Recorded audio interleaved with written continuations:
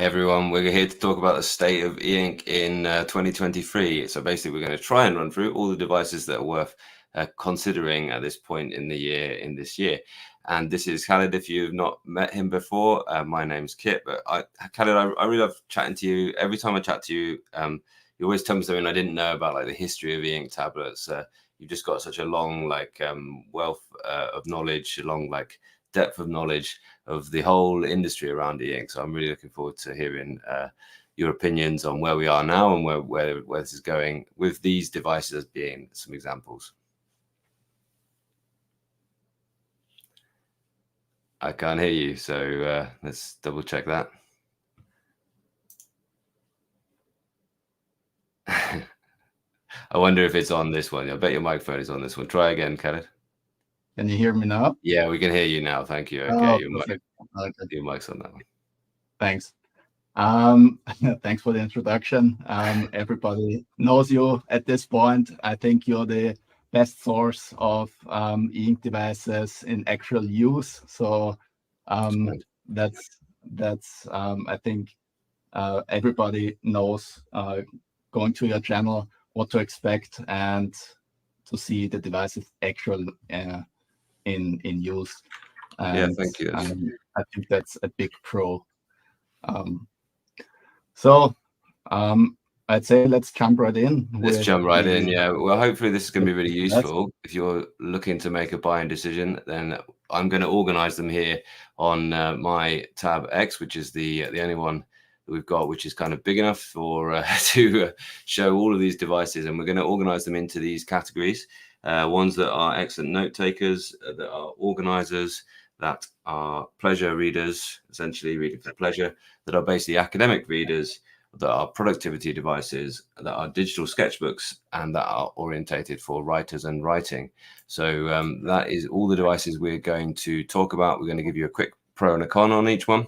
And we're going to go ahead and we're going to put them into these categories. And hopefully that will make you help you with any buying decisions. Comments obviously are available, and we will stop for some Q&A, short amount of time for each one, because we've got a lot of devices to consider. So we're going to jump straight in with the Tab Ultra, and I'm just saying the sort of Tab Ultra line really because we've just had a launch of a new one, which I don't think anyone has in their hands yet, but I'm going to use the Tab Ultra C as my example for that.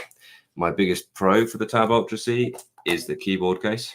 I do think the keyboard case is absolutely brilliant. Thinking about it now, actually, I'm about to use my fingerprint to unlock it. Maybe the position of the keyboard case the fingerprint when it's in the keyboard case could actually be a con. But I'll have to put my code in off camera. The Tab Ultra C, I really enjoy the keyboard case, and because the screen is optimized so well, the way it handles apps is just absolutely brilliant. So the keyboard case and the Boox Super Refresh technology, they do make this an excellent device for using productivity apps. Things that I don't like about it, it's not the best reader by some distance because of its size and its weight. It's quite a chunky thing. It does have those sharp corners, which has been discussed quite a little bit. And when you put it in its best feature, which is the keyboard case, it's a poor reader because you've got these keys on the back of it, and it's just not nice for sort of holding in the hand like this as a reader. So that's my opinion on the Tab Ultra line. Anything else to add on that one, Khaled? No, I think you summarized it perfectly. Nothing to add. Where does it go? It goes in productivity device for sure. Yeah, absolutely. Any others? Does it go in any others? Maybe organizer. It's it's a multi-purpose device. You can do a lot with it. It is probably the one that could go across most. Yeah. But I think the one I wouldn't put it in is pleasure readers. No, for sure. Yeah, definitely not. Yeah, hard to hold. I think I'll probably pop it over here in organizer because you certainly could do that on it in there. Yeah. And you can organize yourself in any apps there. And probably a writer as well. I think those are probably the best ones. It is suited to academic reading as well, so I'll probably pop it in there as well. Although this might get quite busy in here, so maybe try and fit them all on one line.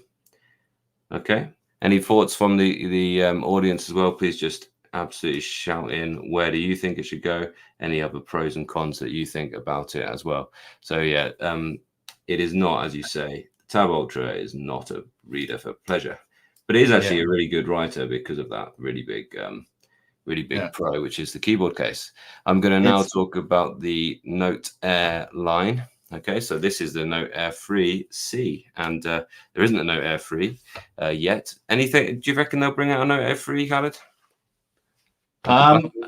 To be honest, I suspect they will, because there's the 300 ppi Inkpad display available, like it's available on the Kindle Scribe.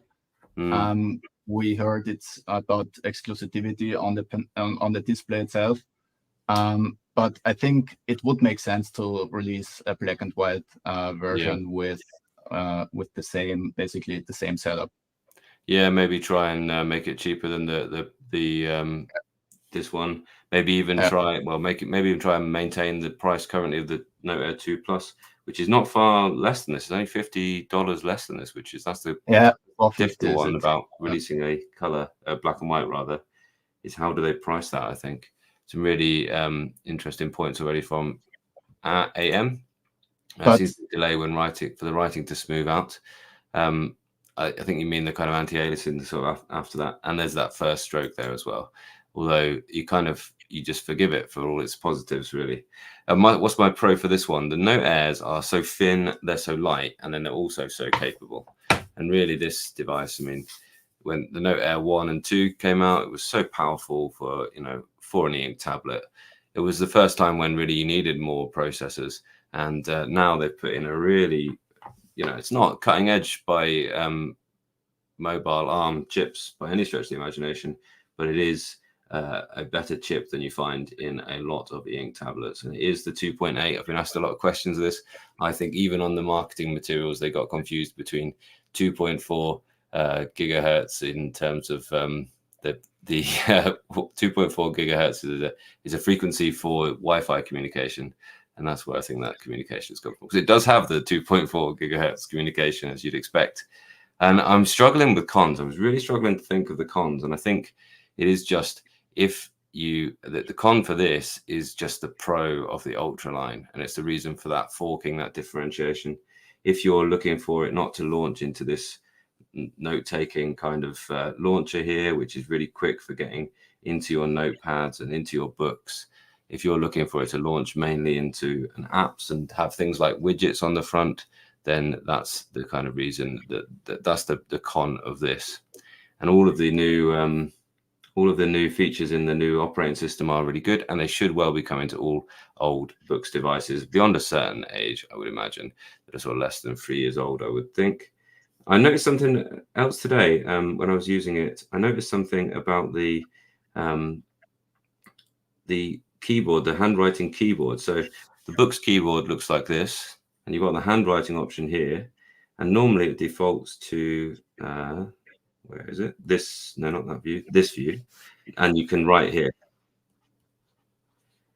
Now, somebody must have complained that this is quite an uncomfortable place to write, because now it has this little expand button here. I've just noticed this today.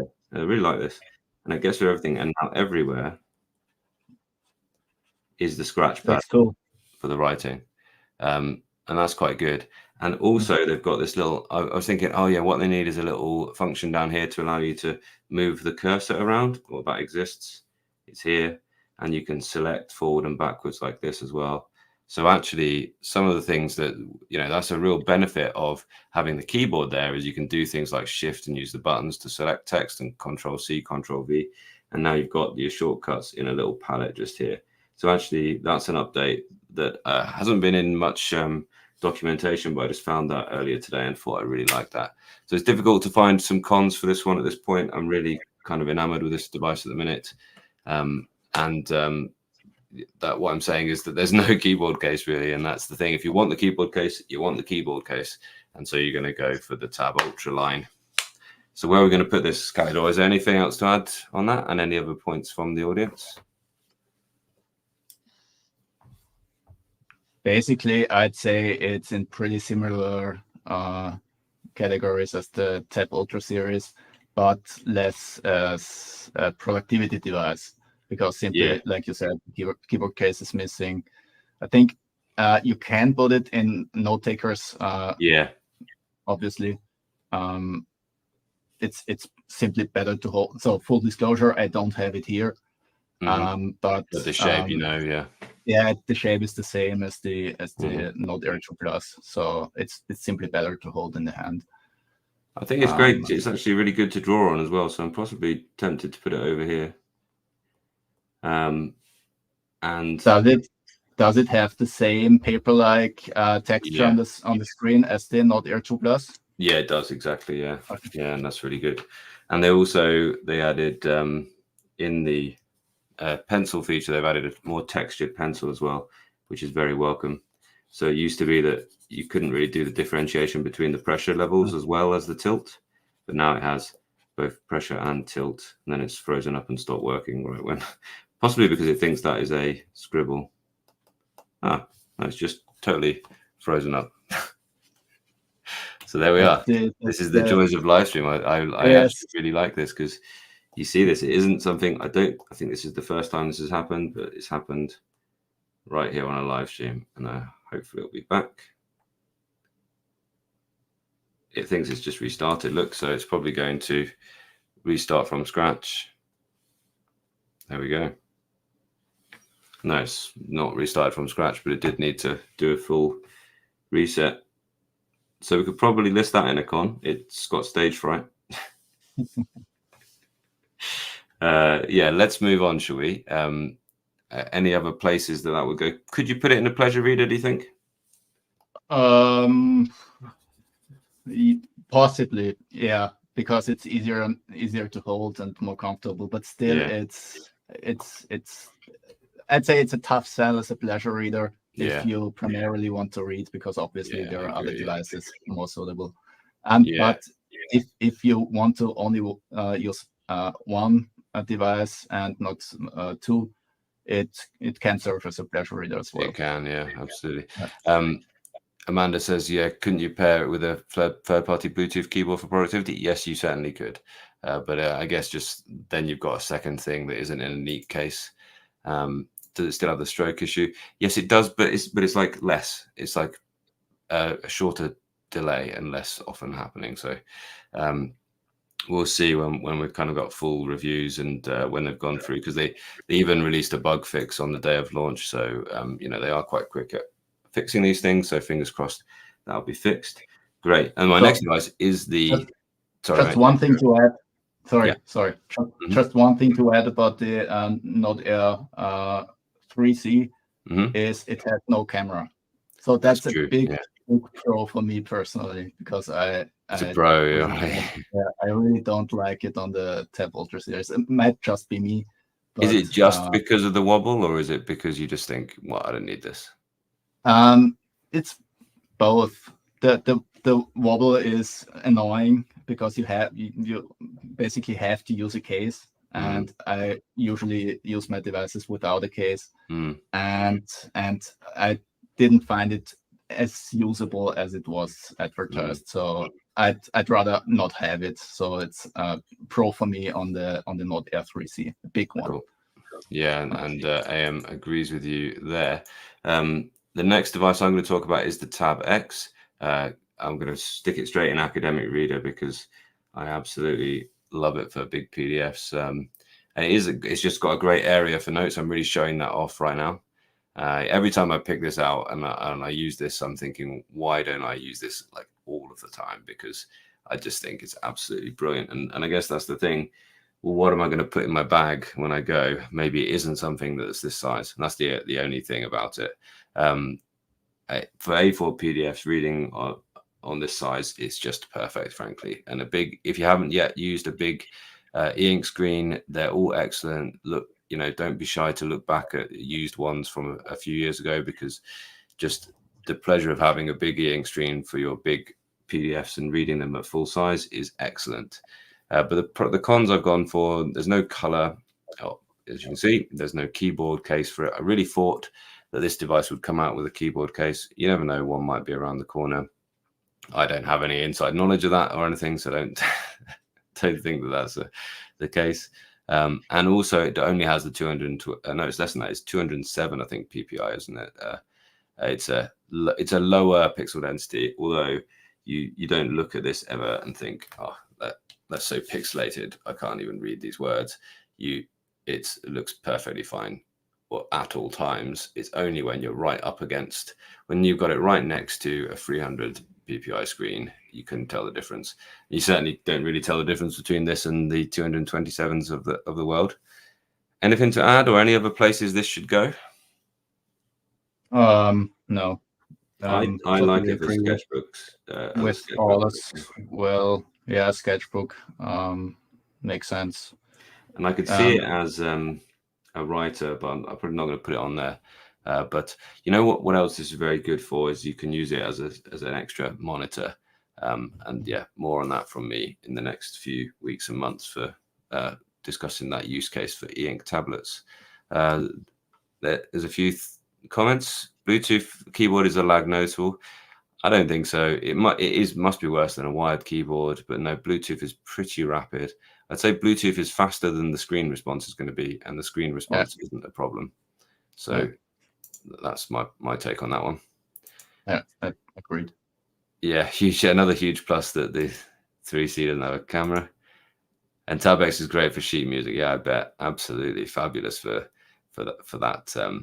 I don't know if there's a sort of Bluetooth pedal you could connect to be able to turn the page by with your feet, Bruno. Maybe that would be a useful thing. Okay, cool. Should we move on? I think you're up next, Khaled. Yes. So my Boox Mini C was waiting this whole time.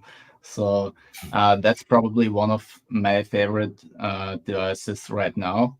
Yeah, with the Kaleido 3 screen in the 7.8 inch size segment. What I love about it is the quality of the front light. I think that's hands down one of the best in that size segment, and even smaller devices that usually are very uniform have a hard time competing with it. Contrast levels are great, and the software as well. So you have all the options, basically as with other Boox devices. And what I love here is that they also use the more tablet centered UI compared to the Note Air series. So I like this one better. The other one is fine as well, but I think this is more versatile. So I like this one better, and I like it in this form factor. Cool. Big Pro as well, no camera here. So I'm curious, is that a con for anyone in the audience? Just please shout out. Is the no camera going in a cons list for anyone in the audience? I'm interested. Sorry, mate, but have you got any cons for it? Yeah, I'd say it's pretty heavy. So one of the things is what we have with a couple of Boox devices is that the official weight in the official specs is off by I'm not sure exactly what it's I think 30 grams or something like that. So it's pretty heavy, and you notice it when holding it in the hand, especially if you're reading or using it for longer periods of time. Battery life isn't the best, but it's fine. So you usually have no problems getting it through the day. So I'd say very minor cons, and the pros are more than enough to give this a recommendation. Cool, excellent. So where does it go? I'd say we can put it in the pleasure reader section, because in that size segment you have really nice color saturation for or really nice colors. Saturation isn't obviously the best compared to an LCD, but still. And contrast levels are also great for reading. And with the 150 ppi Kaleido color screen, you don't have the problems anymore compared to the older ones. So this one is actually one of my favorites, as I said before. And pleasure reader, obviously you can use it for note taking as well. I think that's something that makes sense because it's compact. You can take it with you easily. So compared to the Tab X or even the 10.3 inch devices, it doesn't take a lot of room. So I think as a note taker, it's also really nice. Excellent. Yeah, so my wife would certainly concur with the pleasure reader. She's enjoying Kindle on it absolutely very much. Yeah, cool. Okay. I would be tempted to think productivity devices, but the size is not what you'd go for if you were after a productivity device. I think you're up next again, my man. You got Remarkable 2? Yes. Remarkable 2. So basically the classic of digital notepads. So what I have here is the keyboard case with the Remarkable 2. Sorry. Yeah. So what I have here is the keyboard case with the Remarkable 2, which is exceptional. So the build quality is exceptional.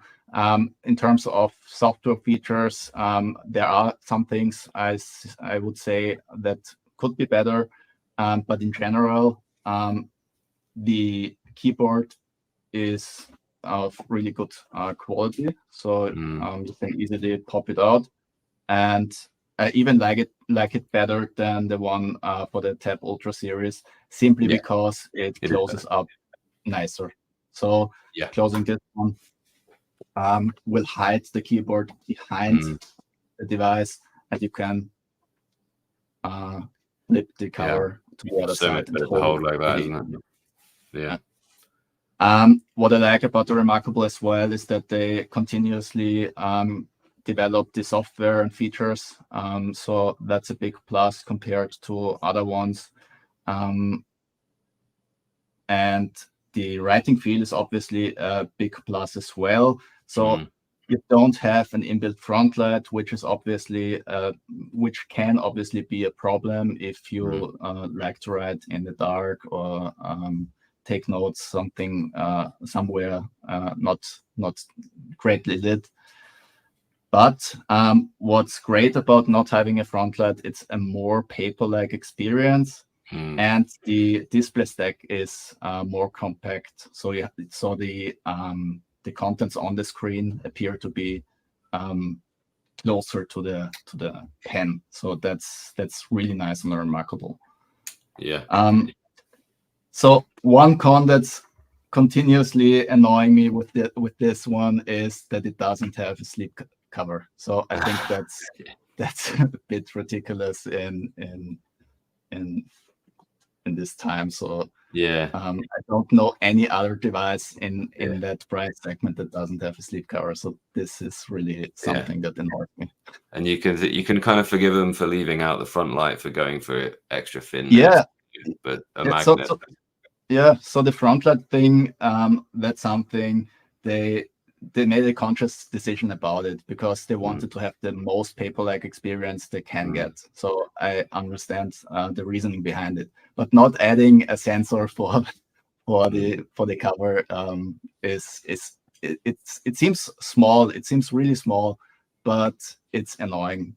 I like others much better because they're waking up instantly. You don't lose much time, so I don't think it's a problem. Obviously, you can start writing immediately without any delay, but still, I think it would be better for it to have slip cover. So that's my very small con on this one. Cool. So I guess it's definitely going in note takers, right? Yes, 100%. It does it belong anywhere else? Tempted to put it in digital sketchbook myself. Sketchbook, yes, absolutely. Writer as well with the keyboard cover. And possibly even in organizers with the right PDF file. So if you have a good PDF file, but obviously the Android devices are more capable. So the Boox devices are. Some quick questions and points. Does the Remarkable have the best Paperwhite feel, or are most ink devices equal to each other in that regard? I think they're pretty equal. I mean, I think between the Note Air and the Lenovo and the Kindle Scribe and the Remarkable, they're both very similar feelings. And then I also think there's a special mention for Supernote, which I'm going to talk about soon, which has a different but also quite paper-like feel. Any point on that one, Khaled? No, I agree. So the paper-like feel of the devices you mentioned, and maybe the Lenovo Smart Paper as well, is pretty nice. The Boox devices, the Tab Ultra devices, have a more smooth surface. But besides that, I think all of the note taking devices are very similar. Equal, right? Cameras should be quarantined to one line. They should not spread. Yeah, fine. So you'll accept them in the Ultra because now you don't need to buy an Ultra because you can buy the Note F3C. I think is the point there. Somebody using the Tab Mini C for school notes and the e-reader. It's my favorite all-round device. Yeah, definitely. If you just want one device right now, it could well be a good all-rounder. And your use case involves pleasure reading. Sorry, was that one? And I think that's a good option there. And then lastly, would you write a book on Remarkable with a keyboard cover? I think the problem is you probably couldn't write a full book. I think you could start each chapter, but you couldn't edit a full book. You could make a good go. You could start if you wanted to use it to get your thoughts down, get the first draft out of chapters at a time. I think you'd be okay, but I don't think you'd be, because you didn't have things like spell check even. Or so it's just some and the formatting is still a bit funny. So I think absolutely. Just wanted to say that. Yeah, if you want to write a book, then you want to go for something like the Boox, the Note Air or the Ultra that can write directly into Word, or I would say that's basically, if you want to write the whole thing, do the whole thing on there, then you want something that can let you use a full-on word processor. Really, there's loads of great comments. I'm going to just, what type of tip would you recommend? They mostly offer a matte glass, for a matte. They're mostly the same Wacom felt nibs. Do you have anything to say about the nib choice, Khaled? I have tried so basically all of the pens that come with the devices are the same, except the Supernote. If I'm not mistaken, the Supernote comes with titanium nib by default, which has a different writing feel, but obviously is more durable. So personally, I like the regular tips more because of the more paper-like feeling. But obviously, you have to change them because of the wear. So my preference is with this one. Cool. So in general, like I said, it's basically the same for the nibs themselves.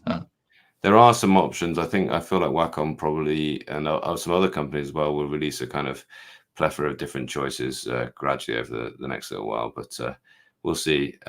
The felt feeling ones are the ones that are used by most of the devices, and they're good. Speaking of writing experience, which is your preferred pen and why? Was that the Bigme pen? Is that your preferred pen? No, absolutely not. Yeah. What's your preferred one? I think I like the Remarkable pen the most. Nice. I have it somewhere else. But I think this one, I think it's called the Pro pen, the more expensive one. The Remarkable pen. So do you like the one with the Boox one with the eraser on it? Is that the one? Yeah, that's also pretty nice. So I like the weight of both. Both have pretty nice weights. The Remarkable pen, what's special about the Remarkable pen is the eraser. So it feels a bit like a real eraser. It does, it's rubberized and going over the screen feels like you're going over paper with a real eraser. So that's pretty cool. But just because you asked me about the Bigme pen, this one I like the least because simply because it has this coating.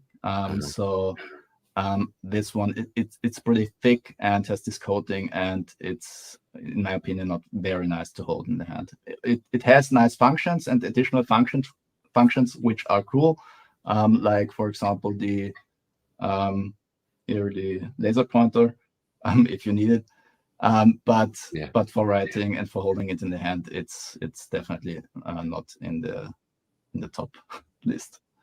Cool. We're going on with the Kindle Scribe next. Are you ready for that? Yes. We'll save the questions for just a little bit later, if that's okay, everyone, because we want to get through all these lists of devices we've got. Yeah. I will keep this one a bit shorter. Kindle Scribe launched with let's just say with two basic. What should I call it? Basic, yeah. Thanks. Which with the two basic software features, so missing essential features you would expect from a note-taking device. At this point, it got much better with three feature updates, so I like it as an e-reader. What it is mainly. So you should think about it as an e-reader and not as a note-taking device first, because it comes from the reading side. But the note-taking functions, like I said, got much better over time and are pretty nice.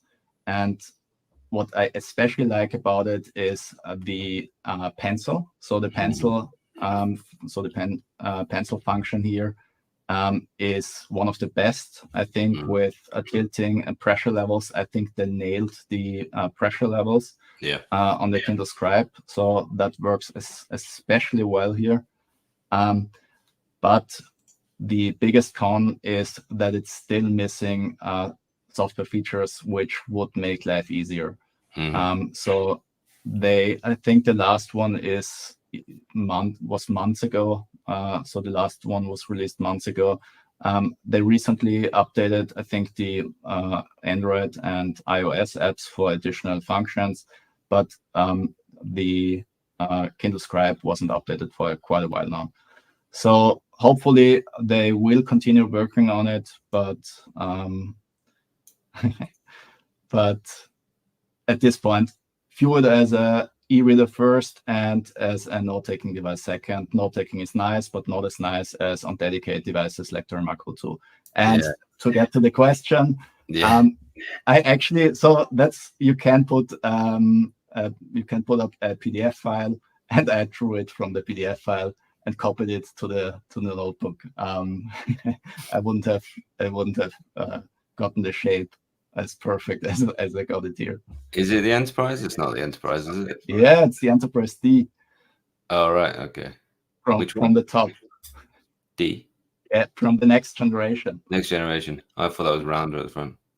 So that's okay. It's Picard's first ship, is it? Yeah. No, not exactly, but it's the one. His first Enterprise. So it's not is it a pleasure reader or an academic reader or both?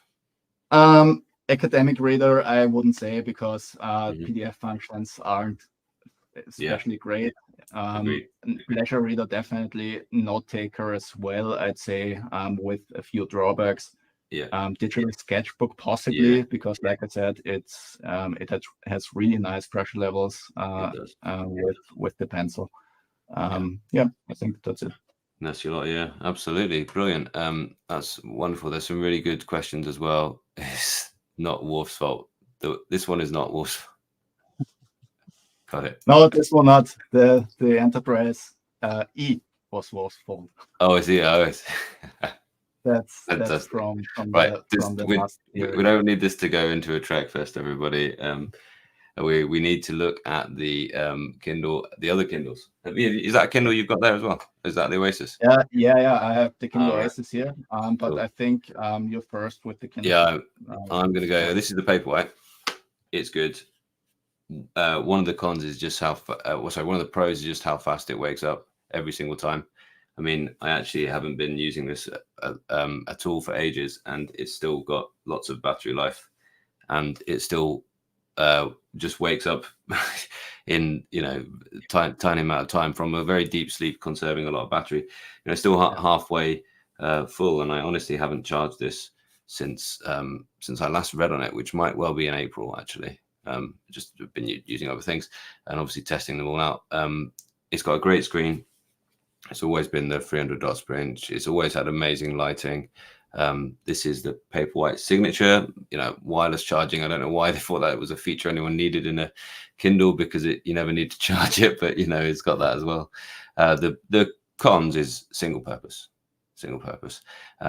just for reading and just for pleasure reading, really. So I think we'll only put it in one box here. Yeah. I'm saying Kindle and Kindle Paperwhite, and you've got the Kindle Oasis there as well, which you're going to talk about for a moment afterwards. But my daughter has the Kindle, and the Kindle Kids edition, I think, is a fantastic, really fantastic value device, and she absolutely loves it. Absolutely loves it. And she's an early reader now, so she's got some early reading books on it, but it tells her stories, and she really gets into the Audible things. It's also got a lovely case. This cork case is lovely, but her one has a lovely unicorn case on it, which is pink, and it's a great device for your family to get your child something that they can really enjoy books on, in that way, and really love it as much as she loves it as much as if I bought her an iPad or something like that. Possibly even more, because it's just more appropriate for her age at this point as well. And I think it's an absolutely fabulous device, and I think that they're great value. Great library. So anything to add on the Kindle? I'm going to stick it in pleasure reader. Yeah. Kindle Paperwhite has exceptional contrast levels and lighting quality, I'd say. And I think nothing else to add. Cool. We'll go for the Oasis. Tell us about that. Interesting one. Yeah, that's interesting for a couple of reasons. First, it's one of the very few devices with an aluminum frame and this asymmetrical design, not only on the front but also on the back of the device, which is especially comfortable to hold. You have this really great page turn buttons here, which are with really great haptics. Front lead is also very even, not as even as on the Kindle Paperwhite, I'd say, but still very even.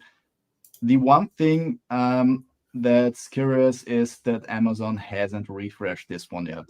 So people have been expecting a refresh, and I was one of them for the Amazon devices event, which was held a couple of weeks ago. So I fully expected them to release the next version of this one, which didn't happen. The biggest con here is it still has a micro USB connector, which is obviously outdated at this point. So I think I don't have any active micro USB devices around me anymore, only USB-C. So that's the biggest con with this one, I think. Other than that, it's still a great e-reader, and I still recommend it if you can live with getting an extra cable for this one to charge. Yeah. So apart from the USB-C, what else would you update? What else would you want to see them update on it? I would expect note-taking features like on the Kindle Scribe. The Kindle Paperwhite, I have it on my other desk. The Kindle Paperwhite has essentially the same screen size with 6.8 inches. This one has 7 inches. So there's not much of a difference. And I also expect them, if they update it, to grow it in size to 7.8 or 8 inches and include note-taking features. So maybe I can see it. It's not called the Oasis anymore, but yeah. Sorry. Yeah, exactly. Yeah, but that kind of premium aluminium build with a little stylus maybe that slots in or something would be really nice to see, wouldn't it? Yeah, cool. I can see it. Yeah, maybe color as well. Some really great comments, guys. The Paperwhite is so darn good for a dedicated reader. Absolutely. Just going back a few Kindle ones. We'll go, but there's loads more comments to go through as well. But we'll save them up just so we move through this stuff. Glad to hear that. Thank you so much. I really love to hear that. I make a lot of content about a lot of devices, and I just love it when somebody comes back and says it's been a good one. It's great value. Shane, wasn't it? That was all about great value, and I'm presuming that value will be back again in for things like Black Friday. But still, I also got a comment, somebody telling me that the refurb one, they got a full 64 gigabytes premium pen refurbed for certified Amazon refurbed, £250. Like it's a great deal. Stupendous value, right? And said there was no way to tell that it was used at all. And this is a really interesting question. What's your thinking about specialized e-inks versus all-purpose ones? Kindle has done very well on a single-use device. We'd like to have a go at fielding that one. Chalid, what do you think about that one? I think it really depends on what you want to do. Personally, I like to have options when using devices. So I like the Boox devices for their versatility, and you can use them as pleasure readers. But what happens from time to time is that you close the book and do something else on the device, which is obviously can be a con as well.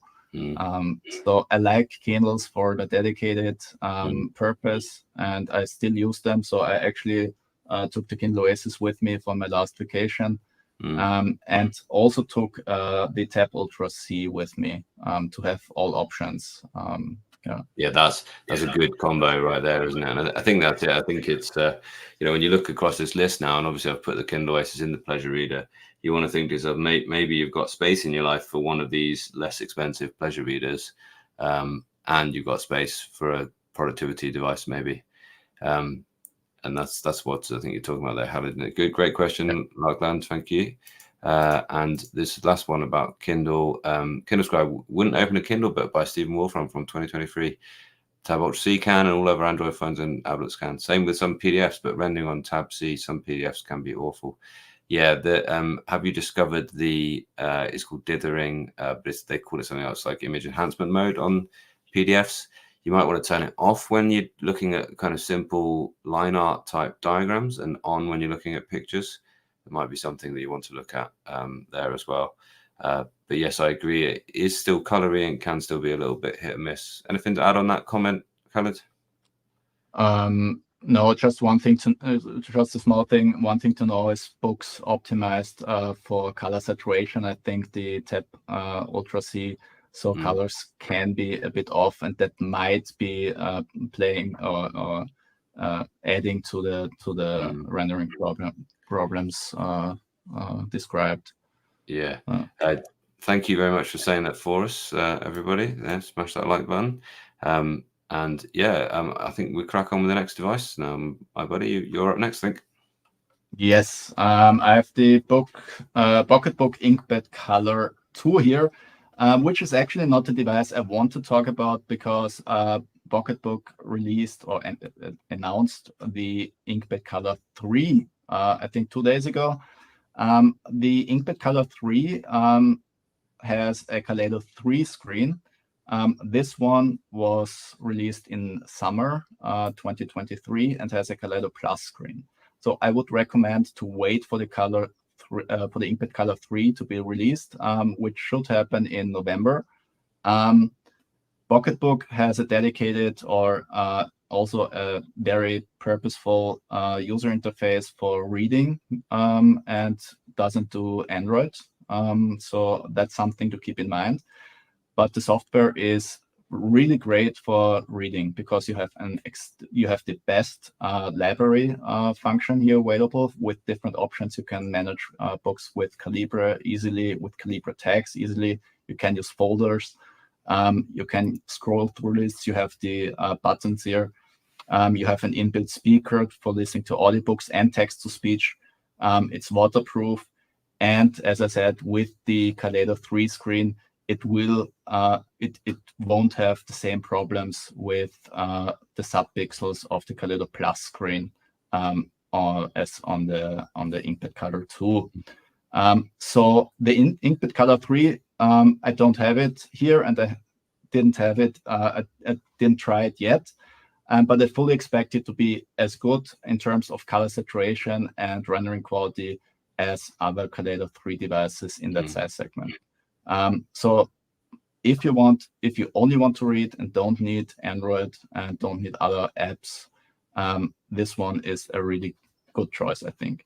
And one thing to mention is this one and the other one, so the Inkpad Color 3 has a new quad-core CPU, which is really great for handling and for using the device, especially compared to the older version, the Inkpad Color 1, which was really slow.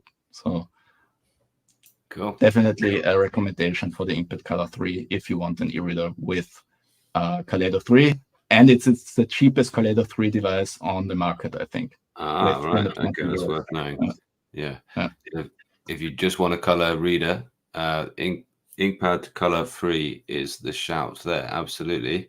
It's great because Pocketbook is not a device that I've tried, not a company that I've tried yet. I'd love to. But you're going to tell us a little bit more about the Inkpad X Pro, I believe, next. Yes. So let me get this one. Again, same as with the Inkpad Color 3. I don't have it here because it's still not released. They announced it, the Inkpad X Pro, which will actually run Android. So it will be a note-taking device with Android 8, which is, I think, the biggest drawback of the device. But it will have Google Play support, at least from what they told me. And what's great about the Inkpad X is that it's really lightweight. So it does have an Inkharder Mobius display, which you don't see that often anymore. So that one is based on a plastic surface, so that the screen itself is put on a plastic, I think, frame instead of glass. So instead of a glass layer, it has a plastic layer, and it's virtually unbreakable. You can damage the screen and the surface when not being careful, but it shouldn't break when dropping the device, for example. So it's lightweight and should be unbreakable, essentially. Yeah. So like I said, Android 8, not the greatest thing, and let's see how it really how it translates to real world use. But let's wait and see. It should be released this autumn. So what's the newer device called? Sorry, Inkpad X Pro. Inkpad X Pro. So the main difference is that they added a Wacom screen, so Wacom touch screen, and Android. Other than that, it's essentially the same device as the Inkpad X. So it'll be Wacom Pen or Wacom Touch. Right. Excellent. Fabulous. Yeah, that's really exciting times for Inkpad. And where would we put the Inkpad X Pro then, do you think? Productivity? Or? Sorry? Where would you put it in these categories? Yeah, definitely a note taker. So with let's say I suspect it will have note taking capabilities, but it's not clear yet how good they are. So obviously other devices and other manufacturers had a lot of time to perfect, especially Boox, Remarkable and so on, to perfect the software. We don't have any idea how Pocketbook has it implemented, but I would still place it in the note-taking category because it's so lightweight, so you can notice the difference, and it's so great to hold in the hand and write on it with a pen. Yeah, that reminds me of the Sony DPT or exactly. Being so light. That also has a mobile screen. Yeah, cool. Right, let's move on then. The next one is the Supernote, and the Supernote A5X next. So really fast wake up as well. Really, it's got an update ready. I normally check them. My apologies. I wonder what's next. Just looks like a highlight, an adjust and an optimize and a fix update. Oh no, added lots and lots and lots of things to add there as well. So I will update later though, because I just want to have a quick talk through this just now. What is it? It's so well thought out, the operating system and the notes features.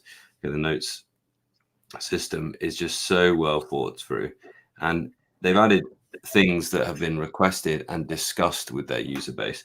And all of these little tools on the side here are things that have gone through a lot of thinking before they've arrived here on the device. Things like, they're still the only ones to have this background text recognition, which is just absolutely superb. And it really is a good device for writing for that reason. cons, there's no front light, and there's limited function. So you've got some options. For instance, you can put email on here, but I just don't think that you would ever use this for an emailer. The calendar is very good, and you could kind of devote yourself to using this as your main calendar. It could be a really great organizer. It is just, you need to decide before buying this if it's going to fit with your workflow in such a way that you're going to absolutely love using it, because it's absolutely great. I didn't mention the great accessories, and I put it in the con actually, although for me it's a big pro, but the screen feel doesn't suit everyone. Okay, so that it has a very idiosyncratic screen feel, if you like, because it actually indents. If you're the type of person that when you write with a ballpoint pen, you have to get at least 2 or 3 sheets of paper, underneath the sheet you're writing on, because you don't like the feeling of writing and touching onto the hard paper, you'll like this because it's got this soft kind of indenting feel to it, and it is, I just think it's fabulous. And it's stuff like this that's like, all right, our pens don't have erasers, but you know what? We're just going to invent a little gesture that just means you can just stick 2 fingers on and swipe across and it's gone. There's just all these little things just add together to make a really good device. So where to put this one? I think it's in note takers, and it is in, and it's in, I'm going to put it in organizers as well. Are you happy for that? Yes. If the remarkable food in there, then it certainly is, because you can do things on the PDFs in just the same way, and you have the option to use a calendar as well. I'm actually going to put it over here in Writer as well, because although it still has that kind of same thing that it doesn't have, it does have a word processor, but it's not like fully featured. You can't change fonts, I don't think, in it, and it's just kind of like a rich text you're building. It's got lots of features for writers, for editing and things, that if you really got into it, you would really know it and love it. And I think that's a big plus point for that. But I think that's all. It's definitely not a reader, although it's got more, more file types it can support even than Remarkable. It is not the best for reading. And although it's got a Kindle, it's a very outdated version of the Kindle app now, which just, it's not really the thing for reading. Anything to add for the Supernote? No, the writing feel I thought was a marketing gimmick when first reading about it on their website, but it actually really feels different than anything else on the market, in my opinion. So I like it a lot when I first tried it, and I still like it. And I think that's just something to be aware of. And the great thing about it, with the pen option you have, I think that one doesn't have a wear because of the titanium nib. Yeah, it doesn't wear. That's right. It's got it's ceramic nib actually, and it doesn't wear out. Absolutely. You will damage it though if you drop it on the nib, incidentally, and that will mean you have to buy a new little. But you can buy a new refill, and it will screw in to the pen as well. This is the Heart of Metal pen too.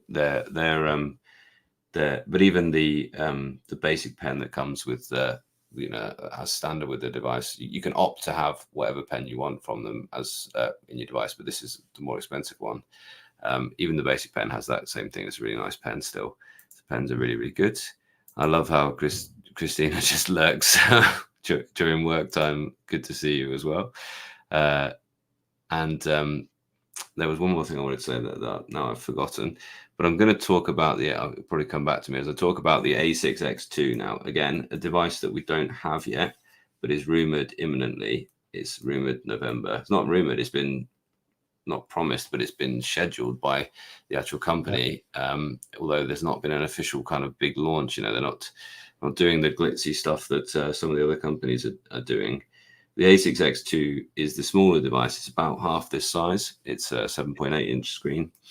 And although we do have an A6X in the family, it's the A6X we have is my wife's device that she uses for work. And so therefore she has a lot of notes. And I'd probably be happy to feature it in a video, but I don't want to put it on a live stream just in case I show something which is sort of intimate business details of hers. So it's not here now, but the A6X is the big good thing about that is that you've got the same organization and writing power in your pocket. So you've got the same excellent calendar with the memos, and you can link this to your Google Calendar incidentally, and it knows where your notes were and what you were doing there. It's got the same little swipe down. It's got the same screen feel. It's got the same background text recognition. You know, it's just, it's excellent. And the A6 X2 promises to be just as good, but just a slightly updated package, really. What I would say as a con for that is I personally find writing on that smaller device size, I find it a little bit too cramped for longer form writing. So therefore, if you were going for this as a writing device, I would only go for the full size A5X. And we hope for an A4X at some point. That would be absolutely fabulous as well. And there's an interesting thing about that too. It doesn't just mean second generation. It also means that you'll have dual operating systems. So you'll be able to choose between Android operating system, not full with all the Google Play Store most likely, but also this is this is the Android operating system, the X ones, and the older A5 is the Linux-based operating system, and the A6 X2 you're going to be able to choose which one you want to use essentially. Cool. So where would I put that? Note taker and organizer probably as well. The A6. Would you agree? Yeah. Basically the same as the F5. Yeah, but not the. I wouldn't say it's a writer particularly. Although that being said, no. Yeah, you're right. For long form writing. Yeah, for longer form. Yeah. For that being said, yeah, I think that somebody asked about a sort of palm-sized pocketbook type thing. You know, perhaps there's a place for that. It is a kind of, it's a small moleskin size, which fine for scribbling down little things.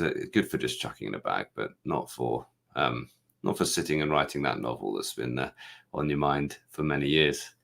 Okay, well, you're on for Bigme now, Chalid. Yes. There was just one question about showing the difference between Kaleido and regular e-ink color screen with the brightness. Yes, it's this one. Yeah. So you can see both frontlets are disabled, and you can see there's a clear difference between the brightness levels of the screens. So the color screen is much brighter. Yeah. There's plenty of people, for instance, one like common for people with dyslexia, that they don't like things printed on pure white paper, and they actually get things printed on colors because it reduces the contrast and they can see the text better. So actually, lower contrast for reading isn't necessarily all bad. Although I'd say on the whole, more people would probably prefer the whiter background if it was just for text reading. And it is definitely a limitation of the Kaleido. The way that Kaleido works is that. One more thing I was going to say about that particular comment, I also thought that was an interesting one, is about seeing things in the kind of flesh, isn't it? I've seen a Kindle Paperwhite. I know what a black and white ink screen looks like, but actually, how can people find, people want to judge whether the color screen would suit them, and they can't find all these devices in the shops. And that's something that I think this is still just so kind of niche that the best place you can find things is like people like us chatting about them on YouTube. You can't go into many shops and actually try these things out yet. So that's what I'd love to see change over the next sort of few years for people, really, is being able to actually go in and try and play about with things before they purchase, because they're not cheap. Okay, let's jump into Bigme. That's the Bigme Galy. So that's the very first device with an Ink Gallery 3 screen. What's special about Ink Gallery 3 is that it's actual real color ink. So it uses ink particles for color generation instead of a color filter on top of a black and white ink screen like Kaleido does. So that's great in principle, but the main problem with the Galy is that it does have a few drawbacks in everyday use. So the first one and most annoying one is that the refresh can be really slow. You can see it. That's great to see it on the live stream. You could see it took ages to change the page. It's not always as slow. but you can see it's it definitely is a device that's not optimized that well. So maybe it's just me not tapping the right section here, but you can see depending on the mode, on the display mode, you have different display modes. It can be slow to refresh. I will talk about this about the Bigme software with the other devices. So we are talking about the Bigme S6 Color Plus and the Bigme Inknote color as well. This one's the Galy this time, and we're going to talk about the Bigmes as well. Yeah, you're looking at the Galy, which is the gallery-free screen. This one is $700 I think. To be honest, I'm not sure if it's still at that price point. I bought it for, I think, 700 euros. And that's incredibly expensive for a device like this. But obviously, I wanted to try the new technology. It sounded cool. It is actually cool, but it's not something I'd use or recommend as a daily driver. So there you have to compromise a lot with that device. And so if you're an e-ink enthusiast and absolutely love e-ink and have multiple devices to try, it's cool to see, but it's not an everyday use device in my opinion.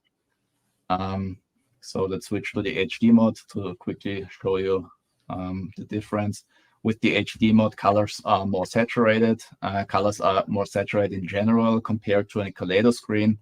And the display without the frontlight is also a bit brighter than a Kaleido screen. So those are the main advantages. Software-wise, it's not great, and I will talk about it in a second with the other Kaleido, with the other Bigme devices as well. So where would you put it in these use cases? Difficult to put anywhere, right? That's brackets. To be honest, I wouldn't put it anywhere because I can't recommend it in the lineup we have here. I wouldn't recommend it for as a daily driver. It's more like for enthusiasts only. Yeah, exactly. Good, interesting. Thanks so much. Let's crack on with the other Bigmes. Yeah. So let's talk about this one. So I think that's the S6 Color Plus. Basically the same software as the Bigme Galy, but better optimized for the screen. So the screen is a Kaleido 3 screen, which works much better in everyday use as the Gallery 3 screen. The main drawback about Bigme and the Bigme UI is that it's not that well optimized for Western markets. You can see Chinese here and there. Translations aren't that great sometimes. Obviously, that's also the case with Boox at some points, but Boox is still much better in terms of software. You can see some similarities in terms of the user interface compared to Boox devices, but still optimization for note-taking and reading and so on, they still have a long, I would say a long way to go to be on the same level as Boox. What's great is it still runs Android, so it's same as Boox. It still runs Android. You can install Android apps and use Android apps as well. So that's great. What surprised me the most about the Bigme devices is that the color saturation is better in terms of, or let's say the color rendition is better because they don't seem to have optimized for saturation. So if you have colors which are very similar, you can see the difference on this screen and you won't see it on Boox screens. On Boox screens, you will see the same color essentially for very similar colors sometimes, and that's not the case here. What's also great about this one is the extreme, I think it's called extreme refresh mode. Let's see if I can pull it up here.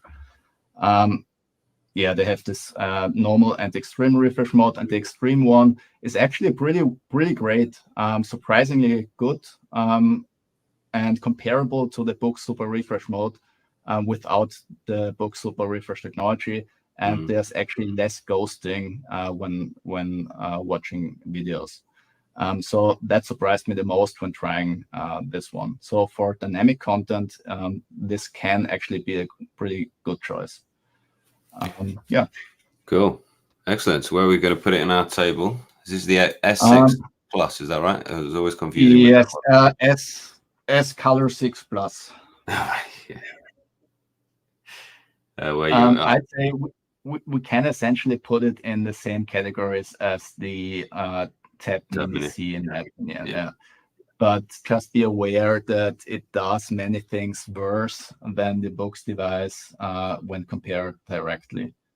Some things are better, like I mentioned, but in terms of software, you can see optimization is still needed on the Bigme device.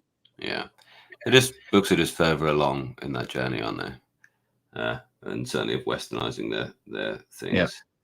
Okay, amazing. And you've got one more Bigme, is that right? Yes. Have you got full reviews of all these yet? No, still working on the reviews, but I will upcoming. So they're upcoming, and I should be able to release the reviews in the next couple of weeks. But still working on them. Essentially, all the same pros and cons as the smaller one. You have the Kaleido 3 screen, which is great. The image quality is also great. Color rendition is better, as I said, in my opinion, as on the Boox devices. It's not a huge difference. Just in direct comparison, you can see differences. The Boox devices are still great in terms of color rendition and saturation, in my opinion, the Kaleido 3 screens. But if you have both devices or with the other one, besides each other, you can see the difference, and the Bigme devices are better. What's not so great is, let's get this pen again here in the front. I really don't like it. And one of the things is this pen is active and does have a battery. It needs to be charged. You have these Pogo pins here to charge it. It works without any issues, so that's fine. But it's not the prettiest solution, obviously. With the Huawei MatePad Paper, you have wireless charging for the pen, and there's no need for pins. So you can do it better than this. And what I also don't like are the cameras here as well. I don't dislike the cameras as much as on the Boox devices, on the Tab Ultra devices, because they are not protruding. So you can put it flat on the desk without any wobbling. So that's nice. But in terms of data privacy, especially having a front camera on an Eink device is, in my opinion, pointless, to be honest. Interesting. Yeah. Because who will do a conference call on an Eink tablet? No. I don't think that's a real use case. But yeah, the only time I thought that it could happen is like maybe I don't know, you've forgot to charge your phone or something like that. Yeah. Okay, in emergencies, but in emergency you just pick up the telephone. So the Bigme Inknote, and is that the Color Plus Lite or the Color Plus? Which one's that? That's the Inkpad. Inknote Color Plus. Yeah, that's the latest one. So probably a note taker. Yes, I'd say the same as the other one. Same as the S6 as well. Yeah, same as the smaller one, the S6 Color Plus. Well, it's not a pleasure reader though, surely.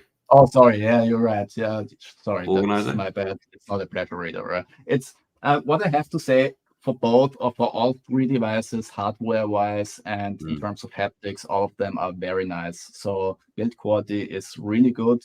And I'd say even nicer compared to the Tab Ultra devices. I'd say similar to the Note Air devices. This one. So the larger one. So that's a big plus, and I think for pleasure reading you can use it similarly as the Note Air 3C. Okay. So just be aware it's a bit larger and it's a bit heavier, but still you can use it. Yeah, but I certainly wouldn't recommend it as a sketchbook like we No. Yeah. So I think just there in the notes, really. Cool. We have 4 more devices, and there's some amazing comments. We're going to try and get through those comments. There's a really good discussion going on about whether Best Buy should have some devices in. Yeah, Best Buy sells remarkable, but then you go in expecting to be able to try one out, and you can't do that. So thanks very much, Vladimir. Thanks very much for your comment. Glad to see you here. And then there's also a really good conversation going on about the Boox Palma and how we'd love to see it with a SIM card and a small pen, just like the Samsung Note. Absolutely, wouldn't that be great? That would be a game changer. Is used too often, but it would probably make some differences in the way that things worked. I don't know. It's an alternative to game changer that's not so used often. Right, and I'm just looking for, there it is, the Kobo Elipsa 2E. I really, really like this device, and you were pleasantly surprised, I think, by this device as well when you reviewed it, weren't you? And we had a long discussion about this, because, like, actually, it is, for what it is, it's a really good device. It's a really good reader. Simple as that. It is a really good reader. I really like how light it is. You take it out of that case, and it's just like hardly anything in your hand for something of this size. You know, it's got that kind of plastic and kind of durable feel to it.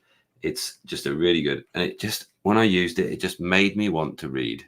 You know, just I was using it as my work planner, so it does work for that. It does do the job of an notebook, and you could use it for just scribbling down your thoughts and things like that. You can use it for writing things. You can use it and annotate on top of PDFs. I think that must have been what I was doing with it. Must be in my book somewhere. Yeah. And it worked. It did all the things. It didn't do any of those as well as other things, but it did do reading as well as other things. And that's really worth mentioning. I really like the design of the case. It's just, it's really, really good in terms of that. It feels good in the hand, felt good, enjoyed pulling out of the bag. I got a good feeling from the device, apart from the lack of flow in the writing, and it has a terrible stylus. It just feels like going back a few generations of stylus, really, using this thing. And I guess it's because I'm just so used to the Wacom EMR devices, but if your primary use is going to be using the stylus, it's a no. The only people I really fully recommend this to is people who already have a Kobo of some description, and they have a library there, and they want to add to that, and they want to be able to write on it occasionally. But if you're thinking to yourself, I want this because I can write on it, then I just can't fully recommend it, really. But it's really nice. It is really, really good as a reader. It probably does span that kind of gap, just like the Kindle Scribe does, as a pleasure reader, but capable of just that little bit more. PDF handling is probably a little bit better than the Scribe. Is that correct? Wouldn't go so far. No. Maybe a bit, but it's not great on Kobo either. No. So it is a pleasure reader, but it's a good one, and it's a good size, and it can add that little bit of functionality to it. But I think that's probably as far as you're going to go with it, really. Any other thoughts on that? Let me just add, front light is great on the Kobo Elipsa 2. That has an exceptionally good front light for a 10.3-inch device. So you don't see that very often. And I agree, it's a shame that the pen latency is a bit higher on the higher side, because the note-taking features are actually pretty good. So then software-wise, they have actually pretty good note-taking features. Yeah. Yeah. Cool. I think all we need to say about that. And then you've got a Kobo as well, I think. Is that a Libra there? Yeah, that's the Libra 2. And that's actually one of my favorite dedicated e-readers, because it has such an incredible front light, same as the Elipsa 2. It has a very uniform front light. I think I'd even say it's the best in that size segment in terms of evenness of light distribution. You can't really see any gradient here with the naked eye, and contrast levels are also exceptionally great. So only for that, it would get a recommendation from me. But what's also great about it is the asymmetrical design. You have the page jump buttons here. They are not as great as on the Kindle Oasis. Pressure levels are not even on the button, so that's not as great. But still, it's a good device. It feels a bit cheap, especially compared to the Kindle Oasis. So build quality is good, but it's not. It doesn't feel as high quality as the aluminum frame on the Kindle Oasis. But if you're looking for the best contrast levels in that size segment, the Kobo Libra 2 is still a good choice, even though it's at this point, if I'm not mistaken, it's 2 years old. So take a closer look if you're looking for a dedicated e-reader with great contrast levels and great front light. Excellent. And I guess we're going to put that. We've got a huge list of pleasure readers. Really, we've decided everything is a good pleasure reader. That was the Libra 2, wasn't it? Yes, Libra 2. Excellent. Yes, right. I'm going to talk about the my favorite device to talk about, the Smart Paper. Lenovo's entry into this segment is the Lenovo Smart Paper. It's been well documented. I absolutely love your "What on earth happened to the Lenovo Smart Paper" video, Chalid. And all of a sudden, there it was, and we're like, "What? It's actually here, and it's got no fanfare or anything." But you know, I've talked a lot about it. It's just massively let down by its software, and it even had a update recently, and it's still bad. It's just a bit of a, I don't know what they thought they were doing with this update, to be honest, but it's still bad. It does have a nice solid build. Absolutely, it is well put together. Lenovo have made a nice piece of hardware. I kind of just think that this is the type of device that people should kind of make some hacks for, and just give you a kind of skin that you can put on and make it actually usable. I don't know. I've talked about it so much that it even forgot one of my notepads, one of my planners. It actually just deleted the thing. The kind of finding the files was awful. The pencil tool is good. Generally, the tools that they've developed are actually quite good. It does have pretty low latency. The pen and screen feel is nice. I personally find the pen a bit too thin for my sort of taste. It feels it's the thickness of those horrible, cheap, scratchy biros that we get and we give out to the kids at school because they're the cheapest. If they've forgotten a pen or whatever. The file system and the library I just don't get it in the slightest bit.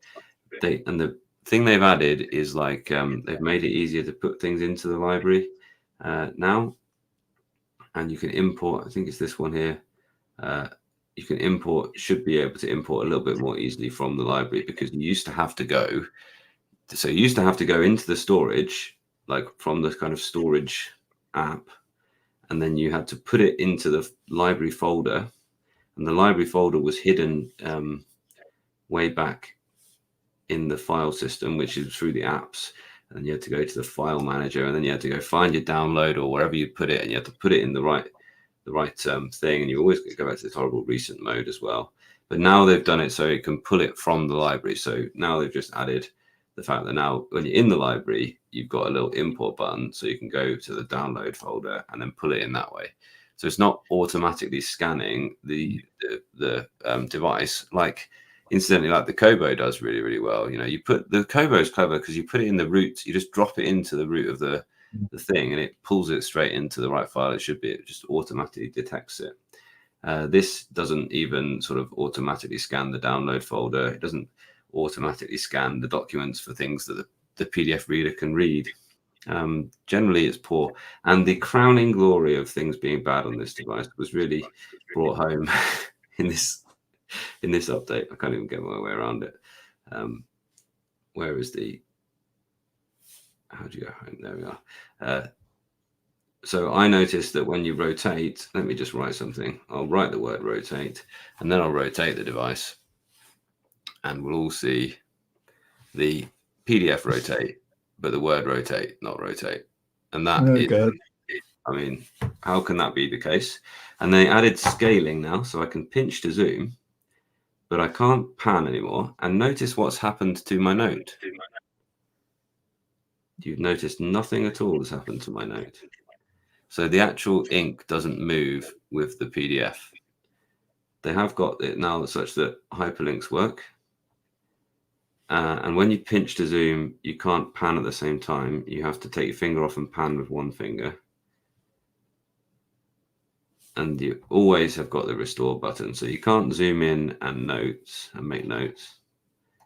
In fact, you can note at this scale, but now you'll notice when I restore it, that note is still at that scale. So I don't know what they think that they're doing with this, really. It's just, yeah, let's, so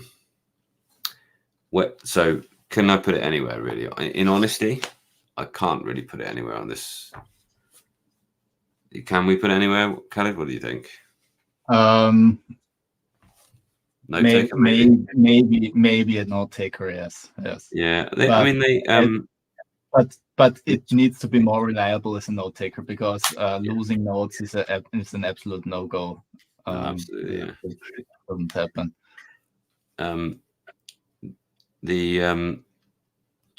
There are some good features. A couple of people asked about recommendations for students, and yes, incidentally, you asked if the Note Air Free would be a good recommendation for students, and yes, it would be. But they seem to kind of be aiming this at students. Maybe they think that's the one untapped kind of e-ink market at the minute. But then they've charged a huge amount for things like transcription and reading aloud, even of files, and it's just ridiculous. And they've got this reading aloud. They've got a microphone in here, but no simple mono speaker as well. So there's it's just and it's just needless how bad it is, because if they were just to put Google Play on here, then people could develop apps for it and etc. Like, yet here we are with a essentially unusable for anything other than scribbling down some notes. And if you just were living in the notebook and you just treated it a little bit like a notebook, then you'd be fine. But why would you? You wouldn't want to spend 400 quid on that when you could get a Kindle Scribe for 250 quid. That's actually better. Yeah, not many good things to say about it, really. So the Boox page is out and it's ready to go. Go for it. Although, is it?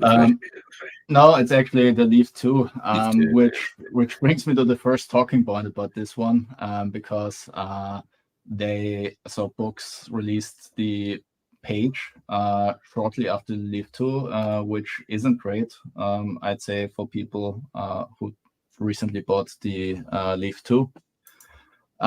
But other than that, it's basically the same device with a different screen. So the Boox page got the Eink 1200 screen, and this one doesn't. So it does have an Eink color screen with great contrast levels, but the front light isn't as even as on the Color 1200 screen of the Boox page. So that's something to keep in mind. In terms of usability, it's still a great device. I think it's one of the best Android e-readers on the market in that size, not only in that size segment, but in general. It's very light, or it's light, and it's very thin. So that's what I actually wanted to say. It's very thin, and it feels very nice in the hand. It has physical page turn buttons. They are a bit close together, but actually work pretty well when you get used to it. And you can obviously still install Android apps, same as on the larger Boox devices. So that's something, coming back to the question a bit earlier. I like to have the options on a device. I like to have more options on a device. So this is a great reading device. So the Leaf 2 and the Boox Page are great reading devices. And you have options for app installations and using different apps. Kindle, for example, you can use the Kindle app for reading your Kindle ebooks, but you can also copy other ebooks on here. And what's especially great for the smaller screen is also the great PDF function that comes from the larger devices as well.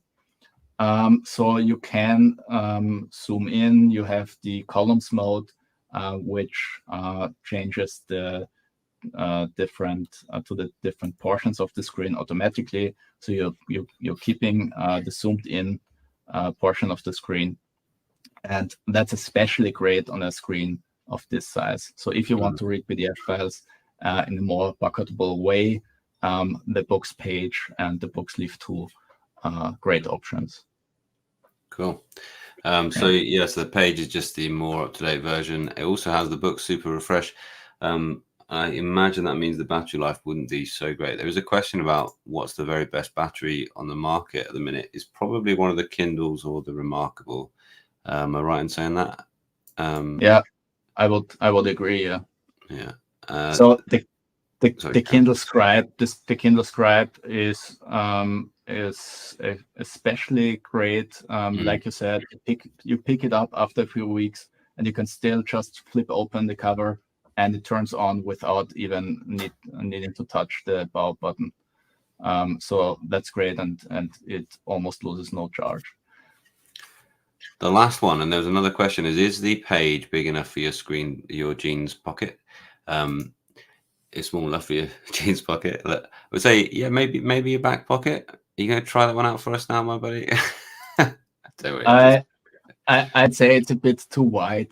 A bit too wide, yeah. But this one certainly is. Yeah. And this is the choice. If you want something in your pocket, this is the Palma. It is exactly like an ordinary phone size. If I've got it's a large phone size. So this is the Samsung Note 20, I believe. So it's kind of, just as wide as that, a little bit taller than that. Excellent screen on there. Excellent screen refresh qualities. It's just a really nice, light, like kind of joyful reader. I would say it is. It's a really nice one. If you just want something that you can just pull out, get straight back into that book that you were reading, straight back into that novel. If you're wanting something that, around the house, you can just check your Reddit or check your social media, check your threads or your YouTube analytics or whatever like this. It's a really nice way of doing that. You've still got the excellent Boox keyboard, and so you can use voice typing and things like that on it as well.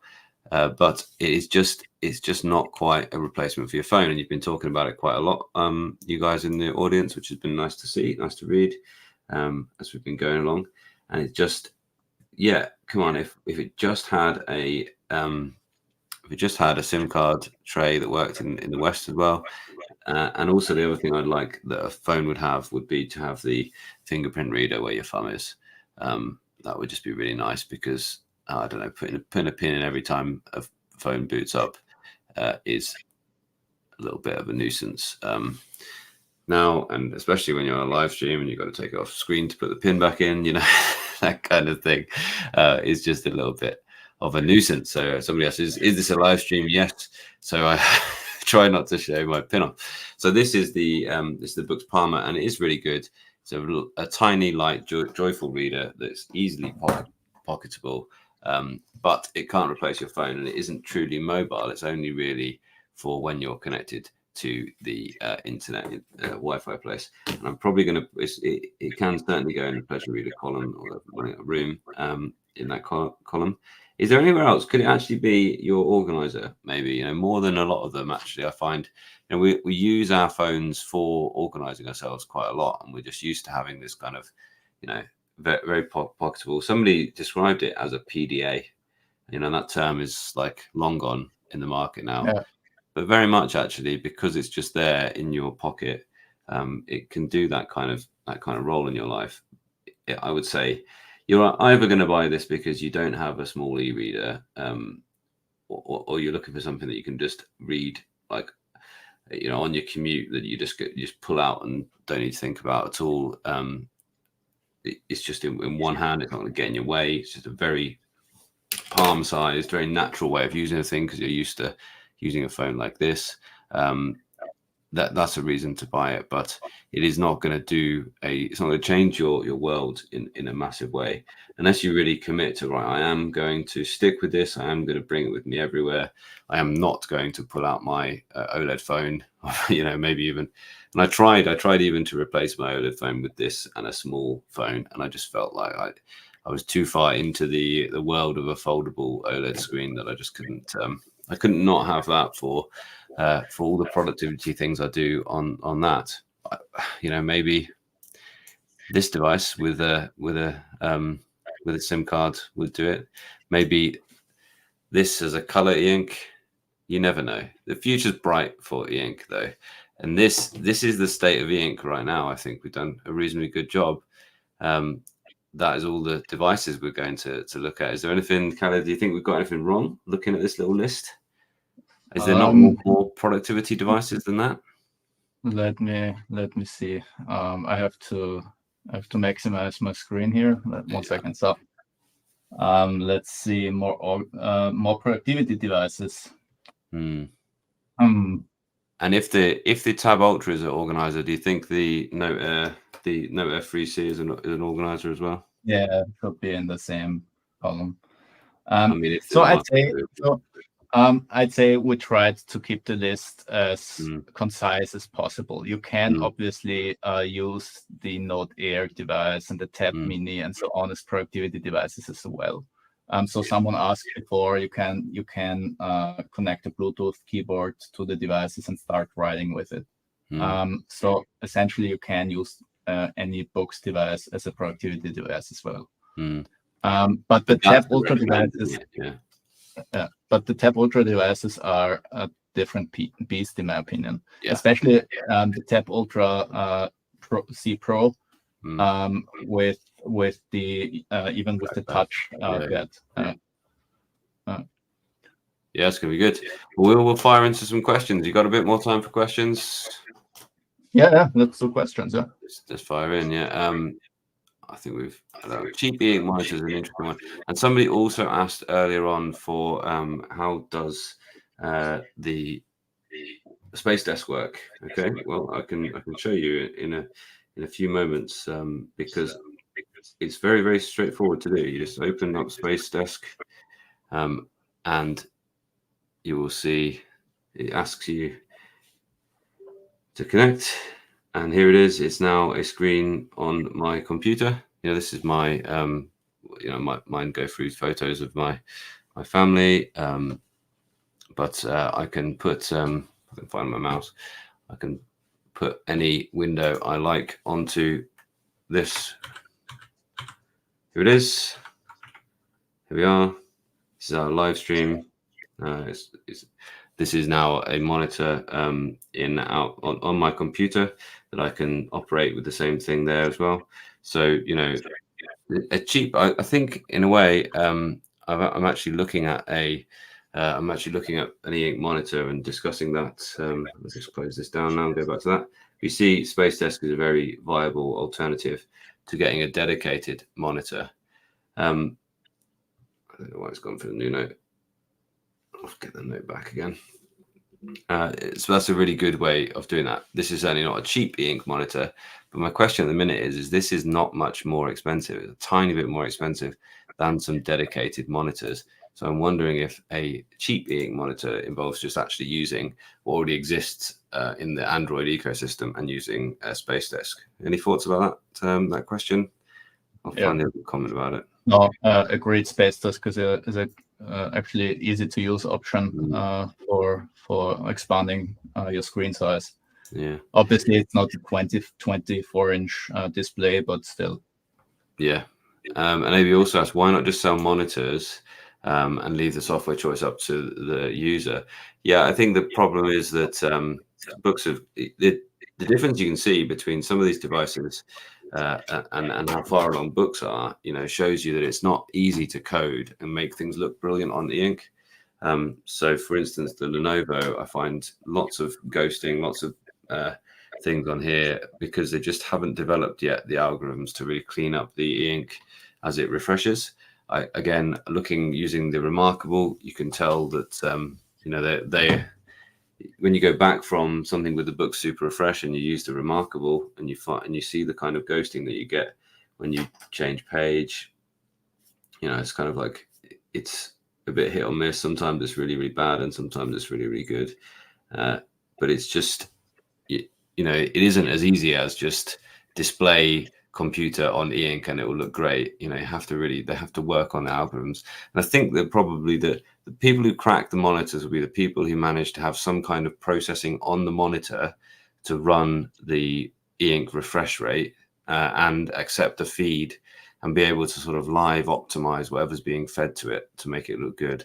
And that will mean actually having processors on there as well. So I could see maybe a collaboration between somebody like Space Desk and Boox to get really good to make it. I don't know if you noticed that it didn't look quite this good when it was on monitor mode. It looked kind of, the contrast went a little bit and everything like that. And that's because Boox haven't worked on that particular app and made sure it is working perfectly, but it's certainly a possibility.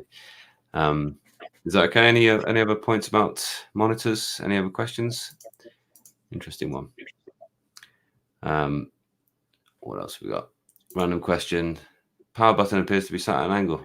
I will just change the battery pack then. Just wondering, it's supposed to be like that. It still works. That have you got a Kindle Scribe to have a look at, mate? Yeah, I'll put you up. I'm just checking. No, man, actually it doesn't. So I'd say it's not. That's not normal.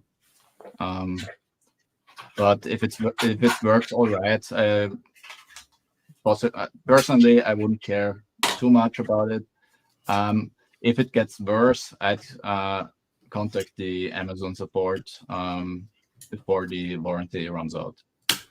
So, yeah, it might even be worth contacting them and telling them that you've noticed that, so that if it goes wrong, you've got a logged complaint or logged incident within the warranty time. That might be a bit of advice.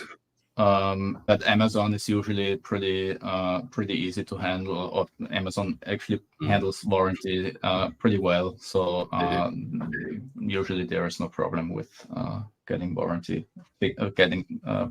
Kindles fixed under warranty. So cool. Can you compare the Tab Mini C to Kindle Paperwhite? I don't have the Kindle Paperwhite here. I have it somewhere else. But I have the Kindle Oasis, so let's go with the Oasis, which is very similar in terms of screen quality. Let's open up a book. So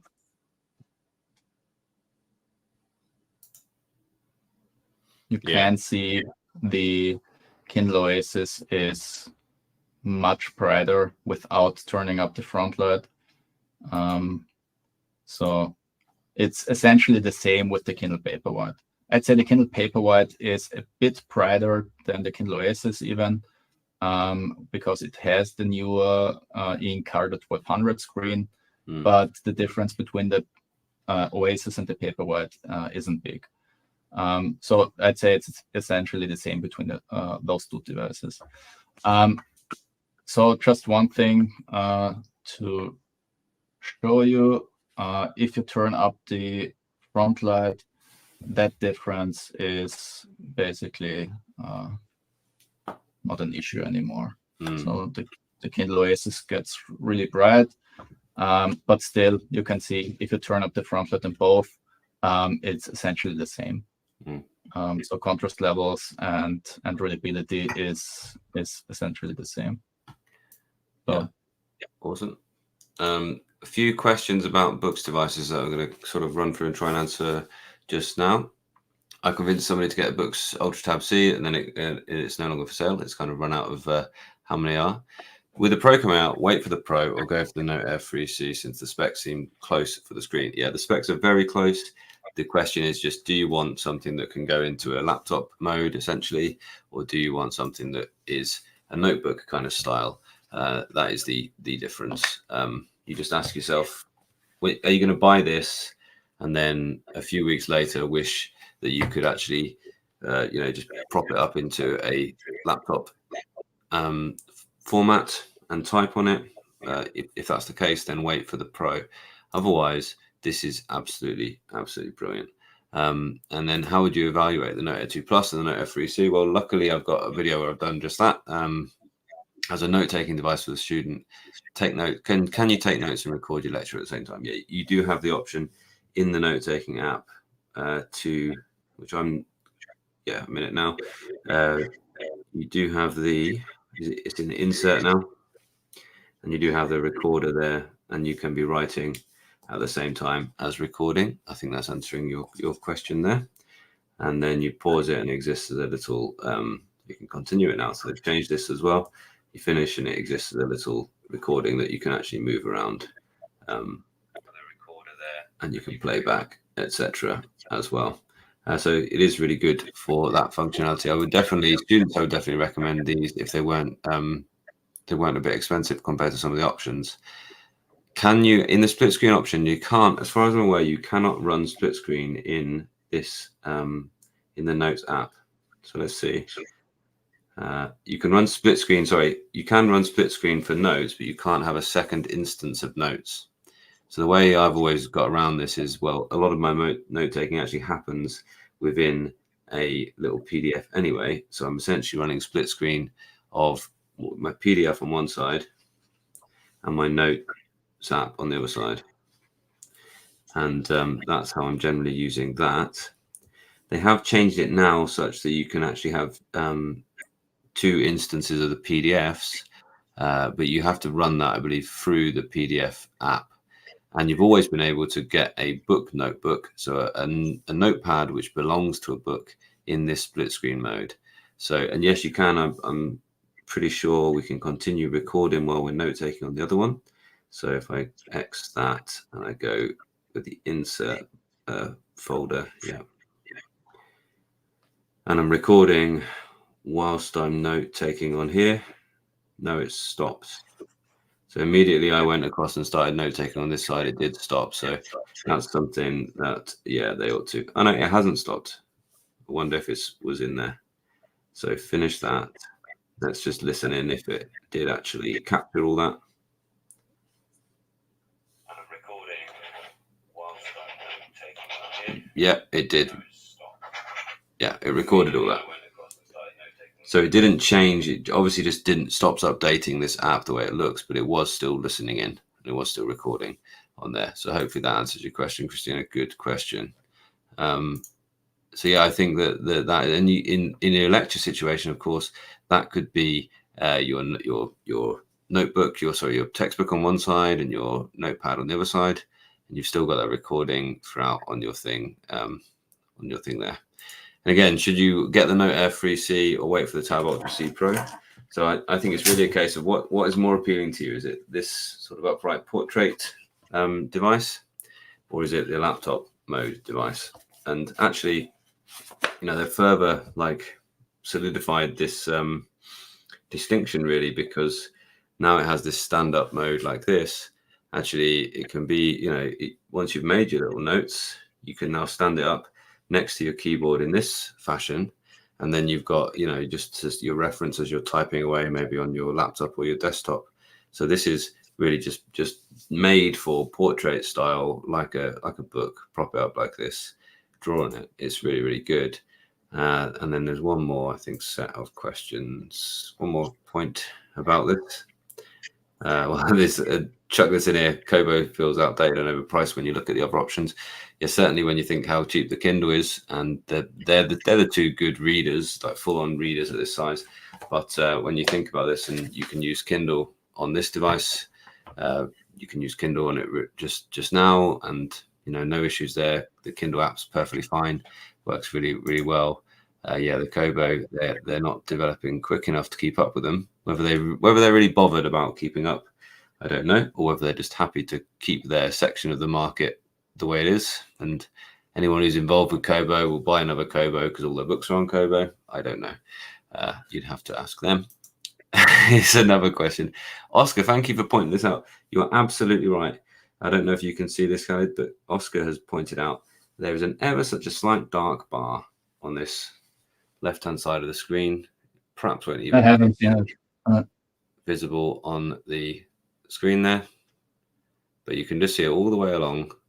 There must be a component underneath there because it is not going away in any app. It's very dark. So very slight. You can't see on here. Yeah, you can just see it's ever such a slight darker layer there. It's about 0.5 centimeter thick. Okay. And it's ever such a slight darker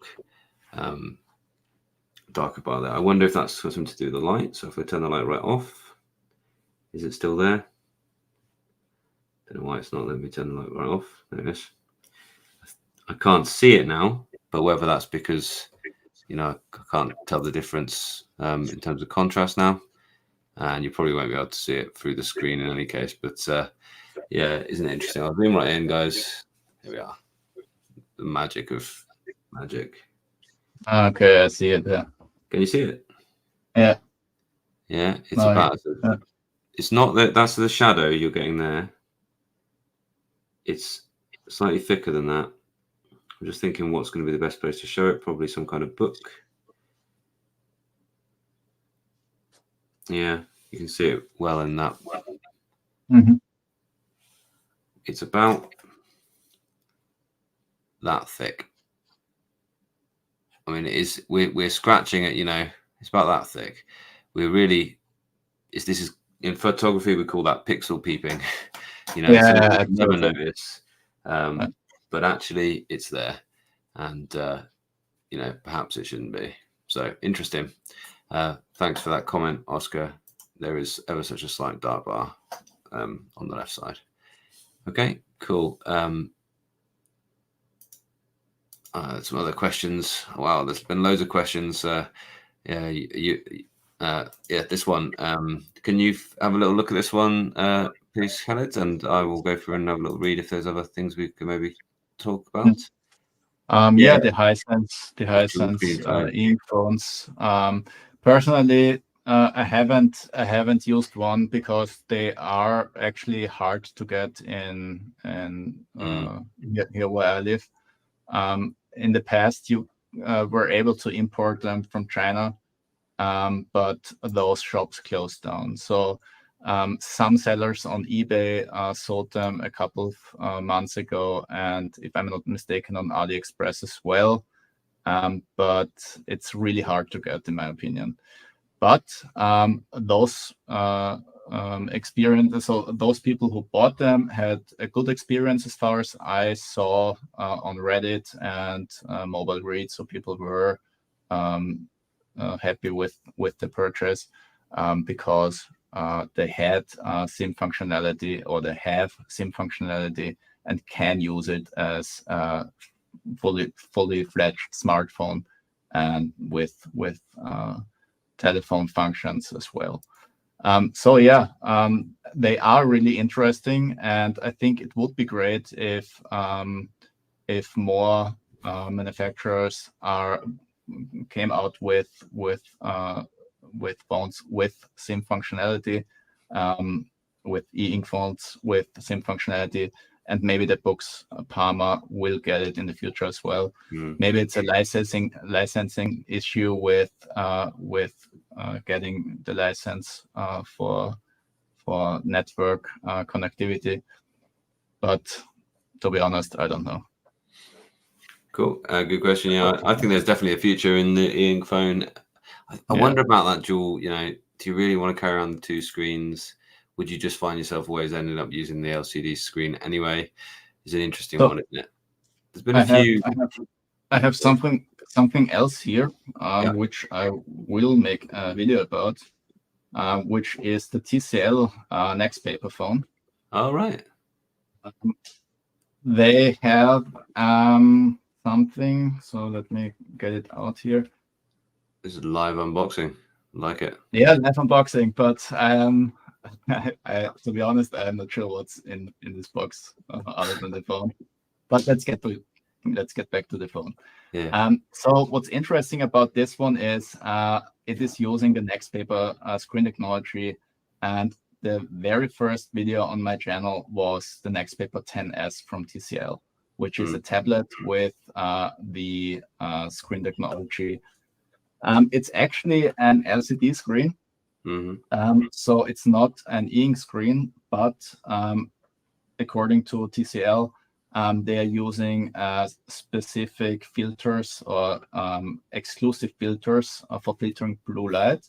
And you can see it has a very heavy matte coating. So you can see it.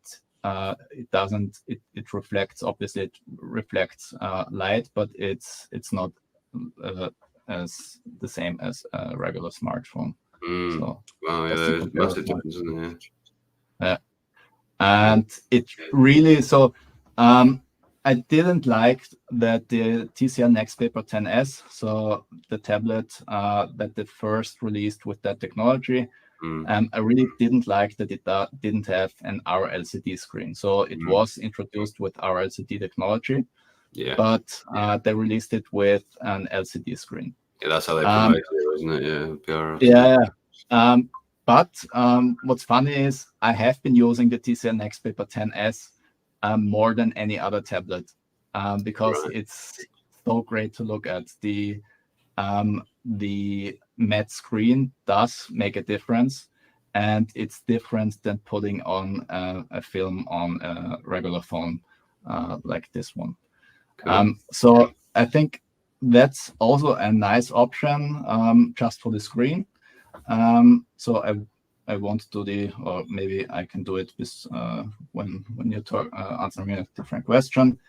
The first setup, and we can have a quick look at how color content looks on the screen, because it does look like printed paper actually.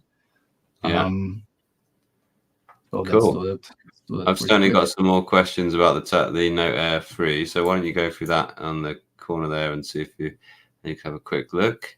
Fabulous. I love it. Unboxing live. Wasn't expecting that tonight, but we've seen it. We've had it. It's brilliant. I've done some unboxings live. I've unboxed the Lenovo and the Scribe live. There's just one issue with that. Is you start talking and you suddenly realize you have to go through all the basic setups, and you're like, oh, I can't put my Google account information into here. Anyway, so you take it off screen for anything that's private, won't you, mate? Yeah, somebody looking into e-ink for uni. Scribe refurbished is a great value option for students. If you can afford it, then the Boox is a better option for studying, really. But it is it's a tough ask to spend more than twice the amount. Well, no, twice the amount to get this actually from the Scribe, I would say. So I do understand that is a good option there. Does it have something similar to global handwriting in Bigme for third-party apps? It doesn't for anything, although you do get that option in for example, there's a few that you get it in OneNote. You can't just choose to put it on for any app at all. So when you're in, I don't know, here, no, there is somewhere you can't turn it on or off, but what happens, you'll see, is that there's a handwriting happening on top, and then it is overlaying with the pen. There's an overlay like this. This is the same thing as the Bigme global handwriting, but it isn't global because I can use the pen here to tap up here still, and that's the drawback of the Bigme one, is the whole screen, the pen input is just like that. But what it's doing, and they've improved it slightly, because you can see now they've matched up the colors, but they haven't matched up the thicknesses. So if I make this really thick, you'll notice that it's still making this thin line, and then when it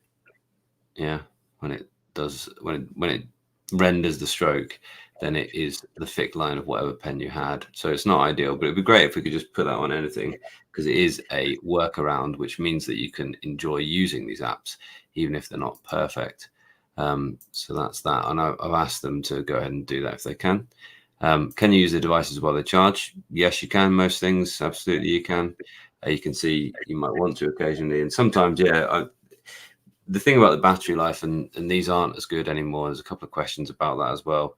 Now that it's got extra GPU in there, that they are more power hungry. And sometimes you'll be thinking, oh, I'm using it next door to my laptop, so I just plug it in with a USB-C cable whilst you're working next door to a laptop.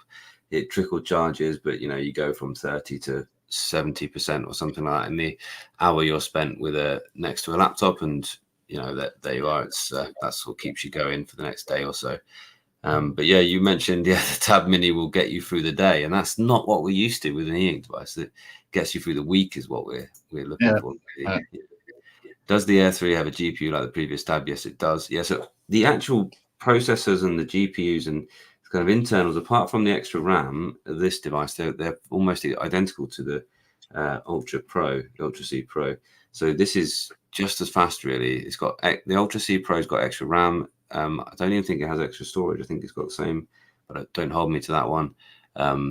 They both have the expandable storage. Anyway, the TF card slot. So really, the compromise isn't on performance. The compromise is on the keyboard case. Just ordered the Air 3. Fingers crossed for you that you love it as well. What pen would you suggest? Yeah, I wanted to field this one because it ships without the Pen 2 Pro. So this one, the slightly cheaper device, ships without the one with the eraser. But the eraser is less necessary now because you have this Smart Scribe function where anything that I scribble over, it says, oh, that's a delete. So actually, I prefer this. It's a bit like what the Supernote have done. They've just come up with a solution. The other things like this Smart Scribe or doing lines. Like earlier on when I drew these lines, right, what I actually did was I got a ruler out and I put the ruler on the top of the ink like it's a piece of paper, and I went and I did these lines. And I know that it has a thing. So if I want to draw a straight line, I go shape, and then I can drag a straight line across. It probably would have been better than using a ruler.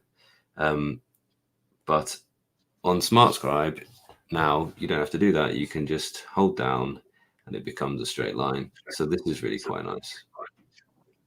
And then once you've got an enclosed area, you can then fill it, for example. That one doesn't like that one. That's too wobbly.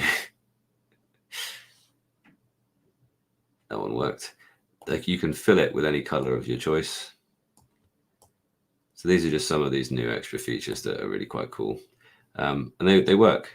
So what pen do you suggest? Well, I think just stick with this one, to be honest. I don't see, are they still £30? Are they still £70, the Pen 2 Pro? I just think you get a good pen in the box. So I'd be happy with that one myself. And this one, yeah, if you use it for reading only and you leave it off Wi-Fi, it will do better, but it won't get as close to the like 2-week battery of the Note Air 2 Plus. I feel like the color e-ink just saps a little bit more. Cool. Are you ready? Yeah, I'm ready. So it doesn't show on camera as well as here with me. But what's great about this display is it has great viewing angles. I'm not sure if you can see it on camera as well. And that matte coating and that matte screen really makes it look like it's printed on the front glass. There's really almost no gap between the glass and the content on the screen, or at least it doesn't look like it.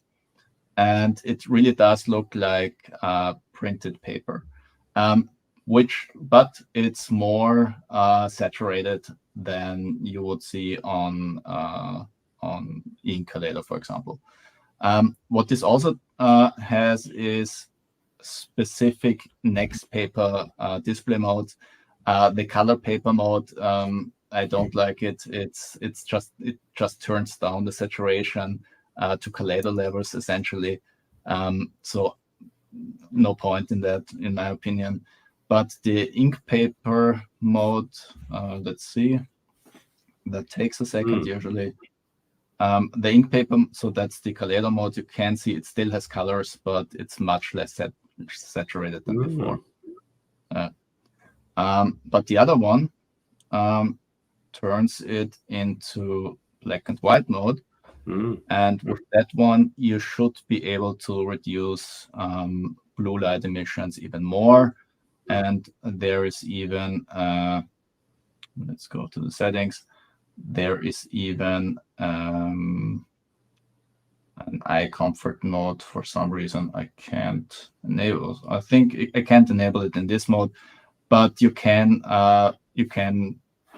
do more orange light set. You can do a more orange light setting, same as on e-readers, with turning it more orange in the night and when reading in bed.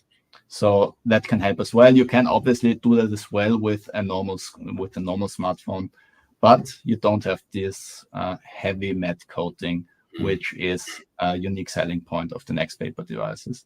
So I think it's nice, and I will have a closer look in the near future. So stay tuned for that. I think it's a cool option or a cool alternative to dedicated ink devices. Obviously, you don't have the full ink experience, but you have phone functionality, which you don't have with the Boox Palma, for example. So that can be a cool option. Thanks for sharing. Right, I think just a couple more then, mate, and we'll sign off. There's this one I thought was quite a good one. Asked, I need a 13-inch ink device from a reputable brand available to EU. Read scientific articles. We pretty much came to the conclusion your only option really is to go with the Tab X, or if you're happy to go with one of the smaller ones, and we could certainly put the Note F3 in there because the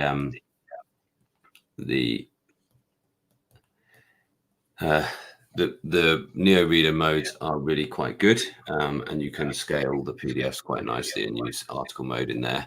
For instance, you can have it landscape, so you can read the top half of the page, then it goes to the bottom half of the page, and it goes to the next page, top half, next page, bottom half, and so on. So, but I would say, the 13.3-inch devices, the only one that we really sort of recommend at this point considering is the Tab X, although secondhand Lamy and Lumi 2 would be also quite good. And then there's one thing on this, I get this as well, and when I use a PDF, and you need to go in and change the page turn options. So if I go back to my library and one of my planners, this is the kind of blank one for me to scribble on and show you guys. What you need to do is you need to go into the settings from this menu into here, and then I think it's going to be in more settings, touch settings, and you need to change it to mode 6 basically. Okay, mode 6 means that the single press is only happening at the top here. By default it's on mode 1, where in mode 1 to get to page turn, you touch anywhere on the right hand side, anywhere on the left hand side, it will turn forwards or back. If you're using a PDF for lots of handwriting, you want to have it on mode 6, because then essentially all the area where your palm's going to be is not going to do anything, but you've still got the option to touch forward and backward at the very top. So I hope that answers your question, Anne. And then you won't have any issues. It'll be brilliant after that. Okay. I think that's that. I think yes, Ekbala wanted to see the TCL with the backlight off, sorry, on, without backlight on, but you wouldn't be able to see anything without the backlight because it's a transmissive LCD, but you could have it right down, I suppose. Would I be right in that? Yeah, no, you're right. It's transmissive, so essentially backlight off means the screen is black. Cool. Guys and girls, it's been 2 hours. That is the current state of Eink. Thank you so much for being here with us. Thanks, Chalid. Well done, mate. Thanks. Thank you. I guess if we want to spend another hour, we could say, well, what's next? we could definitely. Yeah. And I hope that you'll see. I hope we'll see more coming into this box here. Personally, I'm excited for this box, digital sketchbook, or maybe even writers. You can see we've got lots of good note takers. We've got lots of good readers for pleasures. Some good organizers. A few more productivity devices might really do well, because Eink, this latest thing that Boox and everyone have done with the Eink is pretty amazing. It's pretty remarkable, frankly. It's a new thing still, and it's a new world of productivity on Eink and enjoying these screens, which are absolutely brilliant pieces of technology. Okay, so thanks once again. Thanks as well.